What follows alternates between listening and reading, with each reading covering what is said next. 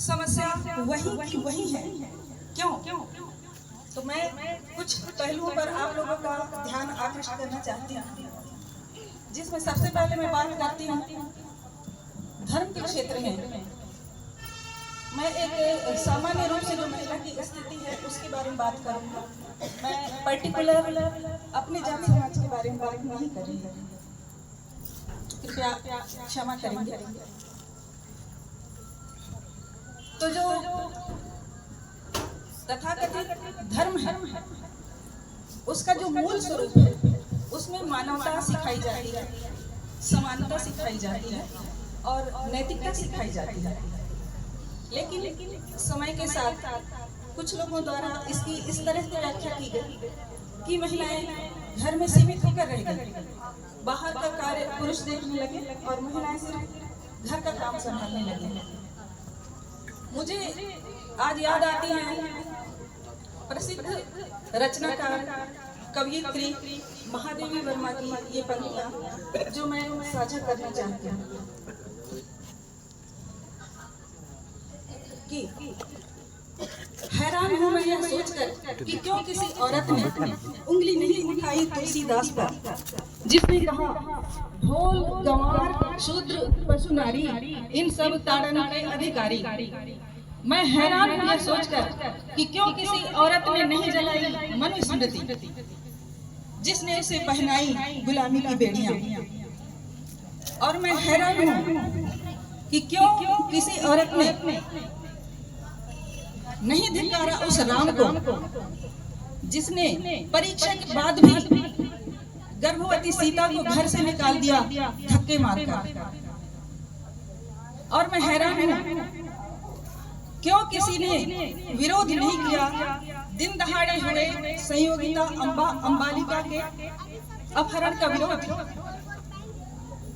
और मैं हैरान हूँ क्यों किसी औरत ने उन पर उंगली नहीं उठाई जिनके सामने समूची औरत जाति का चीरहरण होता रहा। महाभारत में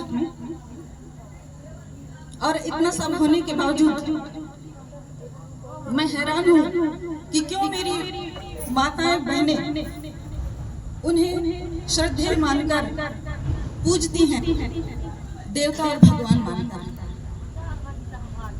मैं हैरान हूँ इस चुप्पी से मैं क्या समझूं, उनकी अंधश्रद्धा या मानसिक गुलामी की पराकाष्ठा। ये थी महादेवी वर्मा की पंक्तियां जो रची गई 20वीं सदी में, और आज 21वीं सदी में भी सभी चीन जान पड़ती है।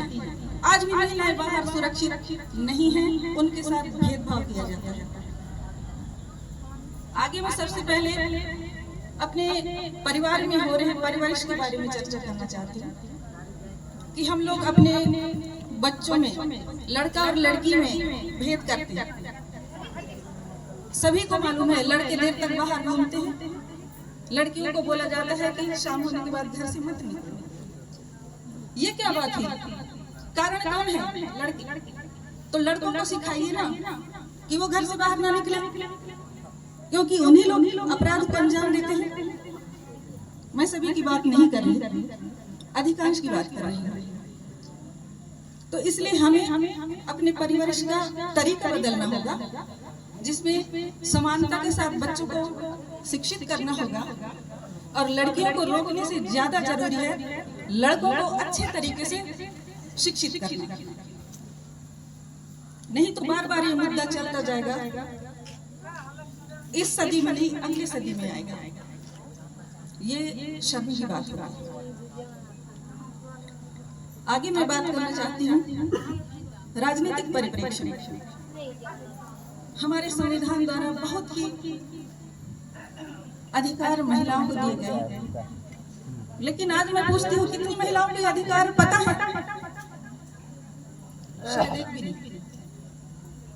क्यों? हमारा शिक्षा का जो तरीका है उसमें हम लोग क्या बोलते हैं, जनरली ये सुनने में आता है तुम लड़की हो, ज्यादा पढ़ लिख कर क्या करोगी, तुम्हें तो चूल्हा ही फूकना है। तो चूल्हा फूकना क्या एकदम निम्न कोटि का कार्य है? एक दिन कोई चूल्हा फूंक के दिखाए, कितना संतुलन बनाना पड़ता है सुबह से लेकर शाम तक।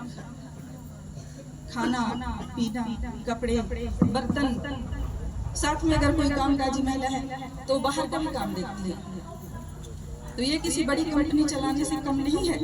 इसलिए कोई भी महिला अपने आप को कम मत समझे यदि वो सिर्फ गृहिणी है। गृहिणी के कर्तव्य भी बहुत भारी भरकम है। अगर गहराई से सोचेंगे तो बहुत बड़ा काम है। तो राजनीति की बात मैं कर रही थी कि अभी जो महिलाओं को आरक्षण दिया जा रहा है तो बहुत सारी महिलाएं सरपंच के पद पर आसीन हैं, लेकिन मैंने देखा महिलाओं को अपने कर्तव्य, अधिकार इनकी जानकारी नहीं है। और महिला सरपंच का जो पति है वो उसकी जिम्मेदारी संभाल रहा है। अगर कोई महिला सोचे कि मैं सरपंच महिला से मिलकर, मतलब कोई औरत सोचे कि अपना दुख दर्द बांटूं, तो वहाँ उसे पता चलेगा कि ये सरपंच पति महोदय सामने खड़े हैं, बोलेंगे मुझसे बात करो, मुझे ज्यादा जानकारी है। तो ये भी बहुत निराशाजनक बात है कि महिला एक तरफ सरपंच तो बन रही है लेकिन उसका दायित्व तो नहीं निभा पा रही है। इसके लिए जागरूक होना होगा और उन्हें अपने अधिकारों को उपयोग करते हुए और जन जन तक लाभ पहुंचाना होगा। अंत में मैं एक सामान्य सी बात बता रही हूँ जिसमें हम लोग दिनचर्या में महिलाओं को कमतर समझते हैं और पुरुषों को उच्च समझते हैं। जैसे मैंने शुरुआत में परवरिश की बात की कि ऐसे लड़के जिनको घर में ज्यादा आजादी मिलती है लड़कियों को कम, तो वो जनरली समझने लगते हैं कि हम तो लड़कियों से उच्च हैं। इसका फायदा वो जब बड़े होते हैं तो किसी भी लड़की को छेड़ने या उस पर अत्याचार करने से गुरेज नहीं करते। आपसे अनुरोध है कृपया समय को ध्यान में रखते हुए अपनी बात को रखिएगा। हमारे पास और भी बहुत से प्रतिभागी हैं। धन्यवाद। बस 2-3 लाइन से। तो जैसे लड़कियों का श्रृंगार है चूड़ियाँ, लड़कियाँ खुश होती हैं हमने चूड़ियाँ पहनी, उसको गाली के रूप में यूज करते हमने चूड़ियाँ नहीं पहनी है, तो चूड़ियाँ पहनना कायरता की निशानी समझ रहे हैं। ये तो बहुत गलत बात है।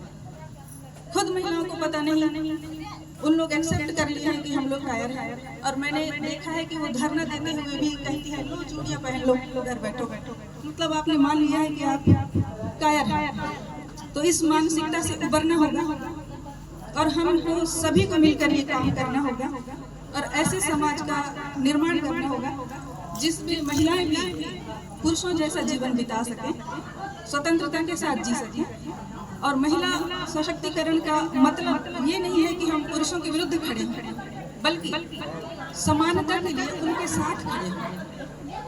धन्यवाद।